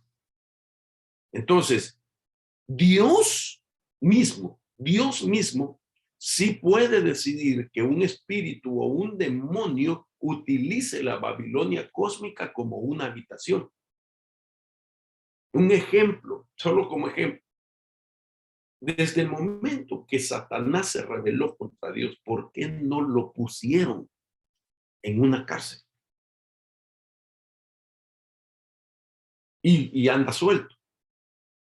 Ok, el asunto es que Dios determinó en su soberanía dejarlo como en habitación. Eso significa que puede salir. no está limitado en el sentido de que debe de estar en esa dimensión, sino que va y viene, oigan esto, con un propósito, hermano, qué interesante. ¿Y cuál es el propósito de Dios de dejarlo libre? Para que el cristiano viva en obediencia y no traspase los límites que Dios ha establecido. Porque Dios siempre, todo lo que Él crea, le da forma, sana o libera, siempre te pone un límite que no sea traspasado. Imagínense que en el huerto puso el árbol del conocimiento del bien y el mal y le dijo de este no comas, porque el día que tú comas de ese, morirás. Ok, entonces diría la gente, ¿qué sentido tiene que le puso algo que era malo? El sentido que tiene es que Dios siempre lo que crea, forma, sana o libera, le pone una condición. ¿Para qué? Para que no sea peor la situación. Y para ver la obediencia y la fidelidad de cada quien. Entonces a Satanás él lo dejó para que el cristiano sepa que no le queda otra opción más que vivir en obediencia y haciendo la voluntad de Dios. Ahora si el hombre sabiendo, aún conociendo la voluntad de Dios, la traspasa, pues entonces ¿de qué se hace merecedor? Si no es de que aquel que está en una habitación que va y viene, puede argumentar y decir, mira, te desobedeció. Así es que yo tengo autoridad o tengo, o mejor dicho, o estoy solicitando intervenirlo porque aquí están los argumentos que tengo y Dios que es juez justo que cubre, pero no encubre al examinar aquel argumento y al ver que tiene, hermano, base para lo que está solicitando el reino de las tinieblas, lo deja. Entonces, por esa razón es que Dios ha dejado espíritus inmundos que deambulean en el segundo cielo y a Satanás que se mueve en el segundo cielo también, porque los confinó a una habitación, pero hay una diferencia cuando los confinamos en una guarida, es diferente. Entonces, esta diferencia nosotros la podemos ver en la palabra. Usted puede buscar del griego qué significa habitación y ahora mire lo que significa guarida. Es la palabra fulake, que quiere decir mantener. Es una guarnición, mantener bajo custodia, cárcel, con gente que supervisa o entidades de parte de Dios que están supervisando. Traducido, esa palabra significa retener y lleva también la idea de una jaula, según Apocalipsis 18:2. Guardián, según Hechos 12:10. Esto es importante, porque entonces la palabra guarida no es lo mismo que una habitación. La palabra guarida es una cárcel. Entonces uno puede sentenciar incluso, vengo, te ordeno que vayas a la guarida de Babilonia.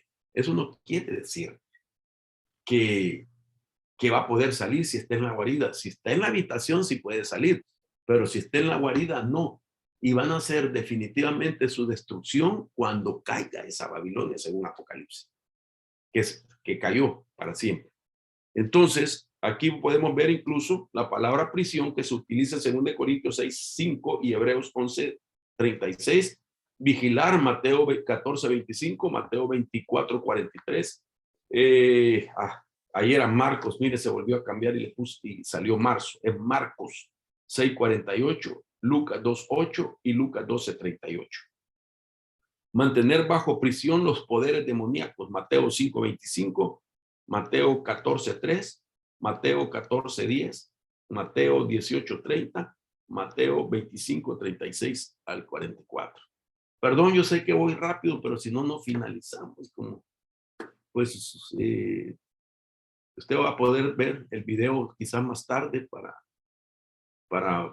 captar todos estos versículos o vamos a ver cómo lo hacemos, ¿verdad? Para que tenga ese dato, o va a oírlo, mejor dicho, en el audio que siempre subimos en los módulos de los estudiantes en nuestra página de llamadosaconquistar.org. Entonces ahí puede usted oír y despacio estudiarlos. Bien, entonces, veamos ahora la naturaleza de principados. Entidades jerárquicas que tienen nombres propios, como Apolión, Abadón, Nimrod, Baal-Zebú o Belzebú, Moloch, Diana, Jezabel, que el Señor lo reprenda. y que deben ir a los pies de Cristo primero para luego ser enviados a lugares intermedios o temporales para esperar el juicio final. Ahora, mire qué interesante entonces. Deben ir a los pies de Cristo primero y luego ser enviados a lugares intermedios. O sea, que no decide Jesús. Por la promesa que le dieron, según Hebreos 1:13, dice, ¿y a cuál de los ángeles dijo jamás, siéntate a mi diestra hasta que ponga a tus enemigos por estrado debajo de tus pies? 1 Corintios 15:25, pues Cristo debe reinar hasta que haya puesto a todos sus enemigos debajo de sus pies. Entonces aquí estamos viendo la diferencia, que a los principados, a los meros, hay que mandarlos a los pies de Cristo, porque esa es la promesa que le dieron, ¿verdad? Que los principados son sometidos a la autoridad del Señor y Él decide. Por eso nosotros vemos, por ejemplo, viene a mi mente la batalla del arcángel Miguel con Satanás cuando estaban en disputa por el cuerpo de Moisés. Y dice la Biblia que Miguel no se atrevió a proferir palabras de maldición contra Satanás, sino que le dijo que el Señor te reprenda. Entonces lo estaba sometiendo a la autoridad suprema. ¿Por qué? Porque el arcángel Miguel y Satanás en ese momento, que originalmente fue Jehiel del hebreo, o portador de luz, o querubín protector, era del mismo nivel de Miguel. Estaban en el mismo rango. Y entonces lo sometió al nivel de Dios, que el Señor te reprenda. Otro ejemplo, la Biblia dice, traed todos los diezmos al alfolí, probadme en esto, si yo no abriré las ventanas de los cielos, derramaré bendición hasta que sobreabunde, y por vosotros reprenderé al devorador. ¿Quién es el devorador entonces? Es una potestad de alta jerarquía que yo no lo puedo reprender, sino que tengo que someterla a la autoridad de Dios para que la reprenda. Entonces así es este ejemplo de los principados, los que son de alta jerarquía. Entonces tienen que ser sometidos a los pies de Cristo porque es la máxima autoridad. Y Él decide dónde ponerlos. Bendito sea Dios.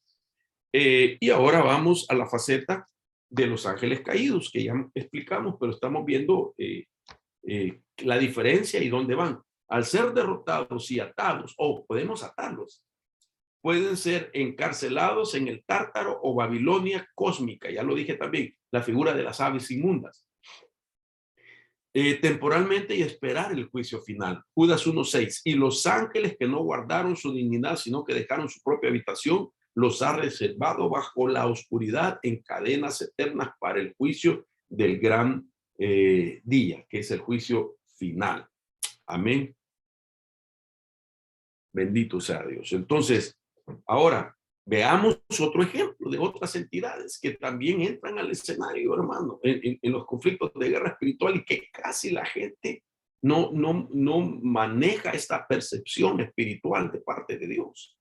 Y es el destino temporal de los gigantes. Y esto está en la Biblia. Dios habla hoy, Job 26:5 dice, los muertos que habitan en el mar profundo tiemblan de miedo en el fondo del mar. Qué interesante. La palabra muertos del hebreo 74:96 son los rafaítas. Y los rafaítas era una raza de gigantes. La palabra muerto aquí es en el hebreo, entonces no usa el cuerpo sin vida de un humano, sino que la palabra muerto se refiere a los rafaítas, que era una raza de gigantes, y la Biblia dice que habitan en el mar profundo, tiemblan de miedo en el fondo del mar. Oiga esto, la Biblia dice que cuando venga el gran trono blanco, el juicio final, la Biblia dice que Satanás será juzgado, los ángeles serán juzgados, y aquellos que no se encontraron en el libro de la vida, dice que los de la última parte de la resurrección van a resucitar para ser juzgados.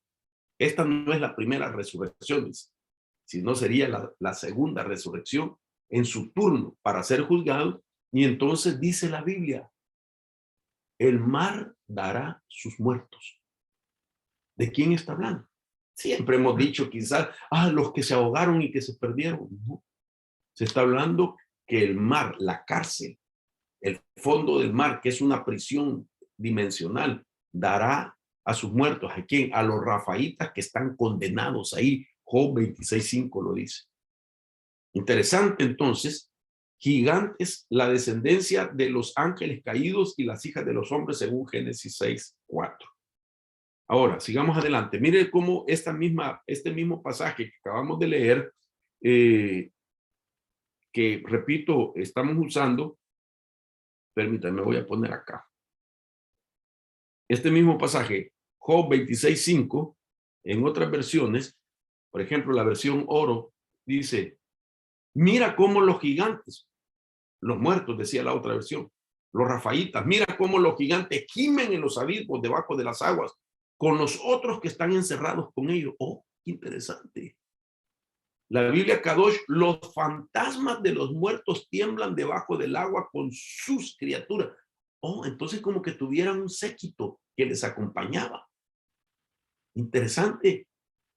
Fíjese que interesante porque la Biblia nos deja ver la idea cuando David fue a pelear contra Goliat. Ese gigante tenía un escudero al frente, que era el portador de un escudo gigante, que lo ponía por delante para proteger el cuerpo de Goliat y que él tuviera libertad con sus manos, con ambas. Entonces, aquí está diciendo que estos gigantes tienen también con ellos, ¿verdad? A otras entidades, a otras criaturas, es como escuderos, como un séquito que les acompaña.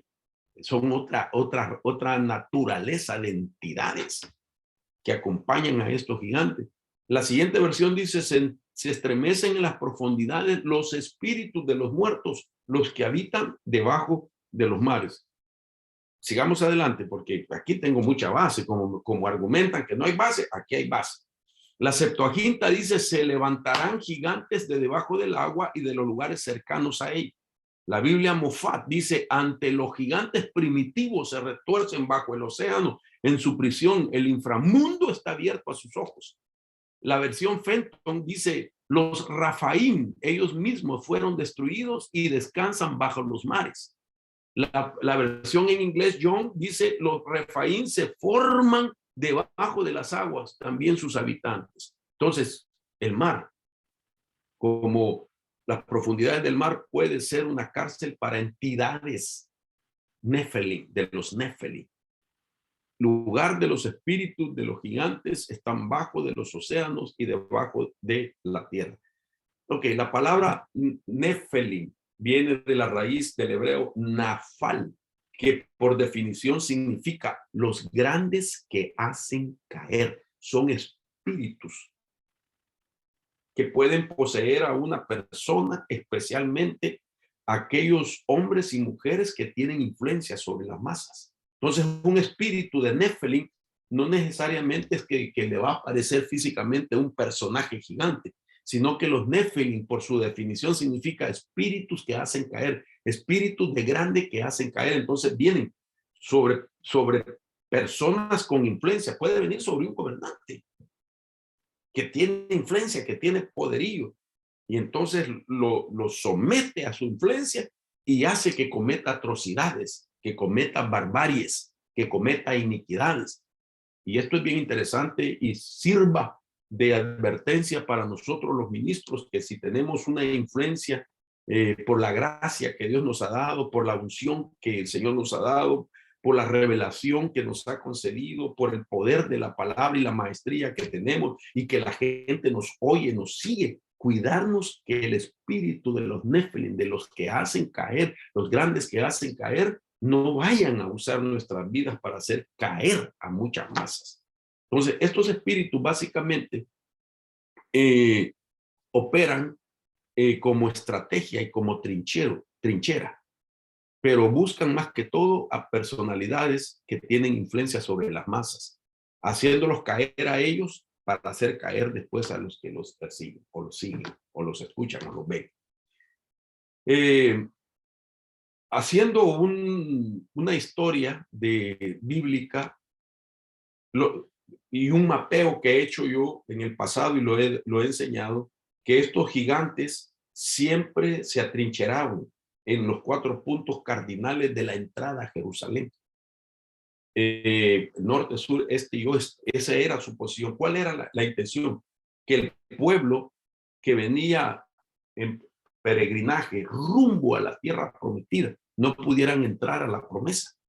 Porque recordemos que a nivel global Dios les entregó Canaán, pero estando ya en Canaán, ellos tenían que llegar hasta Jerusalén. Y estando en Jerusalén, ellos tenían que llegar hasta el epicentro de Jerusalén, que es el Monte Sión. Entonces, ¿y qué hay en Sión? Lugar de alabanza, es donde estaba la presencia del Señor. Entonces, estos gigantes siempre bloquean los accesos a los lugares de presencia. Solamente como un resumen, que son espíritus que van a pelear para que la gente no sienta su presencia también. Amén. Alguien dice, es que no siento la presencia. Es que hay una operación de los Rafaín, que son los gigantes. Ahora, prisiones temporales y luego el juicio. Creo que esto es ya como quien dice para ir finalizando. Déjeme ver, más o menos creo que tenemos un buen tiempo, hemos avanzado bastante. Entonces, para eso vamos a ver ya prisiones temporales y luego el juicio final, y me refiero en la base de Apocalipsis 21, cómo existe una penúltima y temporal prisión de Satanás. Apocalipsis 21 dice, y vi un ángel que descendía del cielo con la llave del abismo y una gran cadena en su mano. Prendió al dragón, la serpiente antigua, que es el diablo, Satanás, y lo ató por 1000 años y lo arrojó al abismo. Y lo cerró, lo selló sobre él para que no engañara más a las naciones hasta que se cumplieran los 1000 años. Después de esto debe de ser desatado por un poco de tiempo. Ok, entonces, aquí va a estar 1000 años, según la Biblia, un milenio atado. El periodo de tiempo en el que el Señor Jesucristo instaura su reino de 1000 años aquí en la tierra. Cuando Él ya viene en la segunda venida, después del arrebatamiento, viene con todos sus santos y entonces Él viene a instalar su reino de 1000 años. Eso significa que el Señor ejerce su soberanía, su poder, su influencia sublime de paz sobre la tierra y mete a Satanás a la cárcel para que ya no esté la fuente que incita al mal. Sin embargo, dice que lo suelta después de los 1000 años. Y cuando lo suelta, va a las naciones y entonces las influencia para que se unan a la gran batalla final. Entonces, eso nos deja ver que esta prisión, aunque sea relativamente 1000 años, relativamente es una eternidad, pues es temporal también, hasta que venga ya el tiempo donde lo lanzan al lago de azufre. Entonces aquí, la última y definitiva prisión de Satanás, Apocalipsis 20:10 dice, y el diablo que los engañaba fue arrojado al lago de fuego y azufre, donde también están la bestia y el falso profeta, y serán atormentados día y noche por los siglos de los siglos. Apocalipsis 14, dice, y la muerte y el Hades fueron arrojados al lago de fuego. Interesante. Esta es la muerte segunda, el lago de fuego. Y el que no se encontraba inscrito en el libro de la vida fue arrojado al lago de fuego. Entonces, incluso lo que me deja ver que aún el mismo Hades, ya sea como una personificación o como una dimensión, dejará de ser. Porque entonces, en esta sentencia final, después del juicio del trono blanco, todo aquello que en el inframundo tiene recámaras o niveles dejará de ser. O sea, ya no va a haber Hades, ya no va a haber Seol, ya no va a haber Tártaro, ya no va a haber abismo, ya no va a haber el fondo del mar, sino que ahora todos esos que estaban prisioneros en esas dimensiones van a una sola prisión, que es el Hades, perdón, que es el lago de fuego y azufre. Una sola prisión. Ya no existirán las compartimentaciones, las recámaras, los diferentes niveles. Sacarán a todos, es como que los mudaron de donde ya no cabían y les hicieron una prisión de alta seguridad por toda la eternidad, sentenciados a cadena perpetua. Ese es lo que la Biblia, pero aquí es Dios el que decide. Dios es el que decide, y entonces nosotros en este tiempo, en las liberaciones, al tener victoria y autoridad sobre los espíritus que atormentan a nuestra gente, a nuestros hermanos en Cristo, podemos ponerlos en prisiones estatales, regionales, temporalmente, para esperar esa última sentencia. Para finalizar, mire qué interesante esto.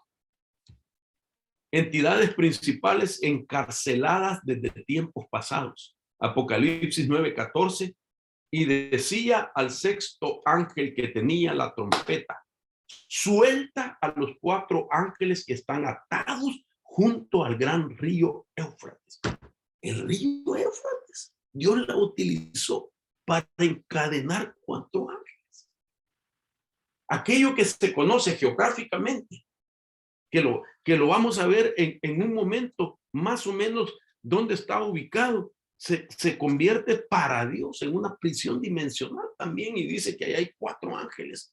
Y por eso le decía de que Dios puede decidir cuándo sacarlos. Si Él quisiera sacarlos ahorita, Él los saca. Soberanía de Él. Nosotros no podemos hacer eso. Él sí. Entonces, una situación que me llama la atención es ir comprendiendo el río Éufrates. Por ejemplo, el río Éufrates, además de ser algo literal, físico, es una cárcel espiritual para dejar atado a 4 entidades que no volverán a levantarse hasta que Dios diga y sea su final definitivo. 4 ángeles de tinieblas, interesante. 4 jerarquías militares según Efesios 4. 4 puertas de las antiguas prisiones de donde fue librado el apóstol Pedro. Interesante. ¿Por qué le menciono esto?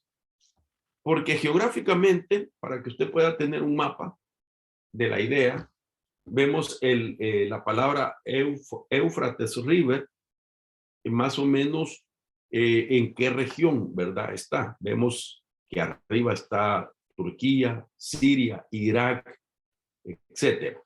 Entonces, el río Éufrates se une al Tigris, otro río, en una región que se llama Al-Basra, y desemboca en el Golfo Pérsico. El río Éufrates recorre 1800 millas desde Turquía hasta el Golfo Pérsico. Entonces, por aquí más o menos es donde se une el Éufrates con el río Tigris. Pero entonces dice que están atados en el río Éufrates y recorre 1800 millas.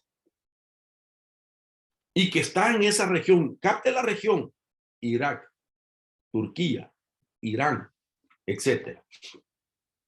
¿Qué le dice eso? Estas ciudades hoy se llaman así, pero ¿cómo se llamaban antes? ¿Y quiénes estaban en esa región?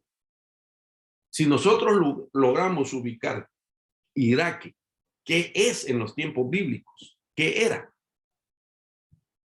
¿Y qué potestad se movía ahí? Entonces vamos a entender quiénes son los principados que están atados en el río Éufrates.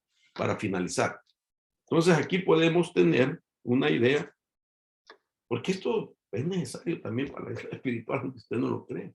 Podemos ver en la representación de de estas bestias que están citadas en la Biblia.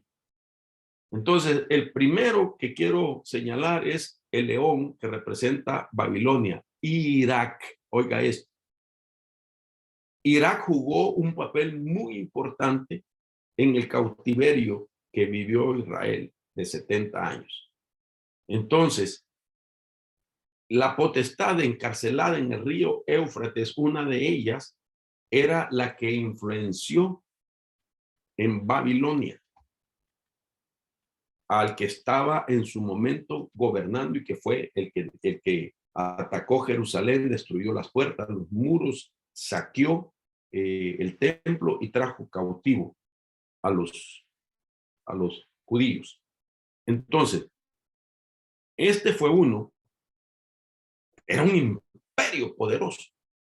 No existía ningún otro imperio que lo pudiera vencer. La única forma para vencerlo al imperio de Babilonia era que lo ataran.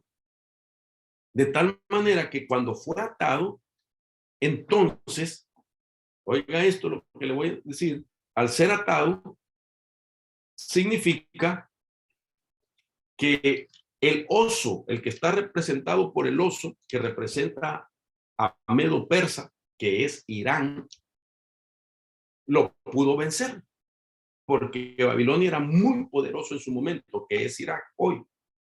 Entonces la única forma para vencerlo era que fuera atado y así los Medo Persas pudieran ejercer su influencia en la figura del oso. Entonces quiere decir de que ahí encontramos dos atados. Para que esto se diera, de igual manera, tuvo que surgir el siguiente, que es el leopardo, que representa a Grecia. Y esto está citado en Daniel capítulo 10:20. Entonces él dijo, sabes que he venido a ti, ahora vuelvo para luchar contra el príncipe de Persia. Y cuando yo termine aquí, el príncipe de Grecia vendrá. Entonces aquí estamos viendo de que para vencer ahora a Irán, Medo Persa, en la figura de los, tuvo que ser atado, y esa es la única manera como el principado de Grecia pudo vencer a los Medo Persas. Y por último, pues vemos el último imperio que entró al escenario es el águila, que representa Roma, Oriente y Occidente. Entonces, para que Roma pudiera vencer al principado de Grecia, que según Daniel lo cita, tuvo que ser atado para tener poderío sobre el otro.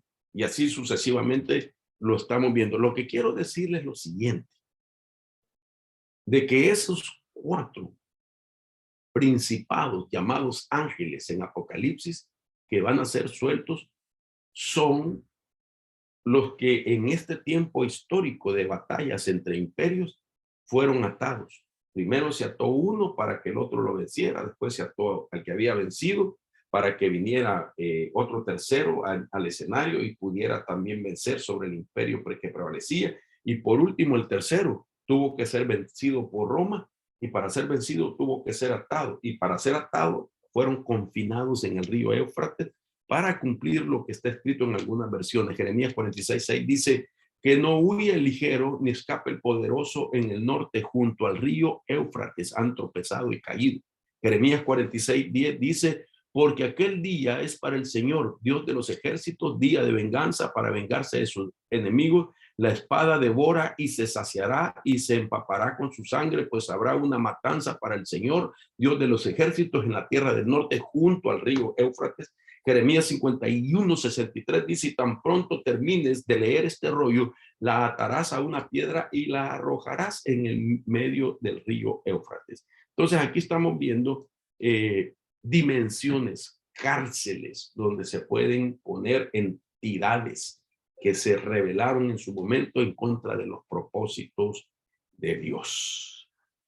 Entonces, mis hermanos, hemos llegado al final de la enseñanza de este día, la clase 19 para la primera promoción, y pues quedaríamos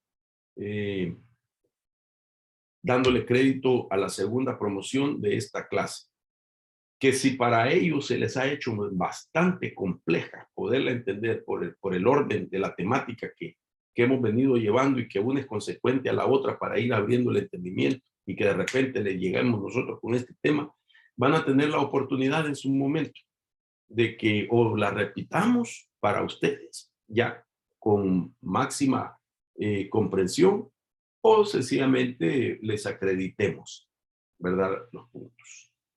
Amén y